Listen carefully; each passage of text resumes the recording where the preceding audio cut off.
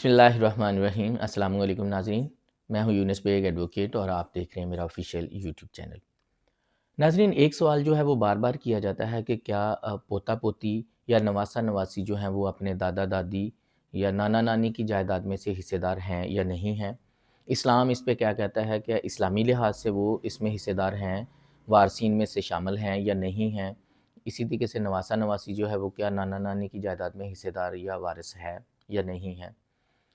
ناظرین، شریعت میں جو پوتا پوتی ہے وہ دادا دادی کی وراثت میں حصے دار نہیں ہے، اسی طریقے سے نواسا نواسی بھی جو ہے وہ بھی حصے دار نہیں ہے۔ اسلام میں اس وقت دیکھا جاتا ہے کہ جو متوفی شخص ہے اس کے وارثین میں سے کون کون شخص زندہ ہے، یعنی کہ جو زندہ لوگ ہیں وہی اس کے وارث ہوتے ہیں، جو پہلے سے فوت شدگان ہیں وہ اس کے وارث تصور نہیں کیے جاتے۔ جتنا زیادہ قریبی رشتہ دار ہوگا، جو قریب کا رشتہ دار ہے وہ دور کے رشتہ دار کو جائیداد سے محروم کر دیتا ہے۔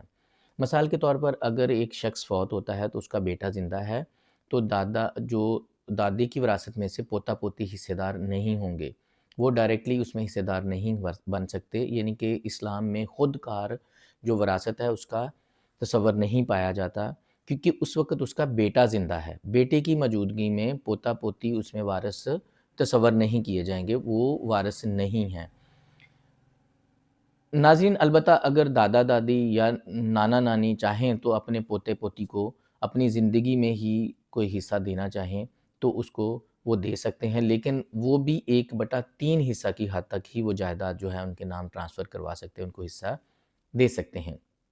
اسلام میں جو کانسیپٹ ہے وہ یہی ہے کہ جو قریب ترین رشتہ دار ہے وہ وارث تصور کیا جائے گا، جو پہلے سے فوت شدگان ہیں ان کو وارث تصور نہیں کیا جاتا۔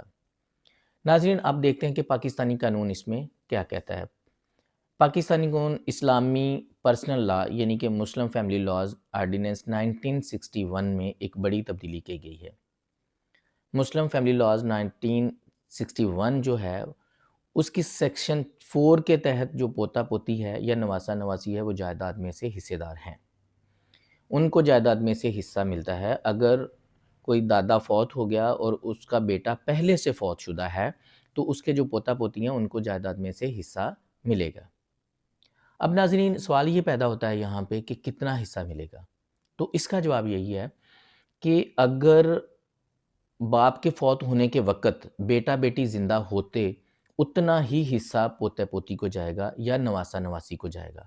اگر باپ زندہ ہوتا تو پوتا پوتی جو ہے اس کو اتنا ہی حصہ ملنا ہے، یعنی کہ جو متوفی ہے اگر اس کا بیٹا اس وقت زندہ ہوتا جب بعد فوت ہوا ہے تو نواسا نواسی یا پوتا پوتی ان کو اتنا ہی حصہ ملے گا۔ اسی طریقے سے جب بیٹی اگر ہوتی تو بیٹی کو جتنا حصہ ملنا تھا اتنا ہی نواسا نواسی کو حصہ ملنا ہے۔ ناظرین، پاکستانی عدالتیں اسی قانون کے مطابق جو ہیں وہ فیصلہ جات کرتی ہیں۔ ہائی کورٹ اور سپریم کورٹ اس اصول کو تسلیم کر چکی ہیں اور اسی کے مطابق بہت سارے فیصلہ جات آ چکے ہیں۔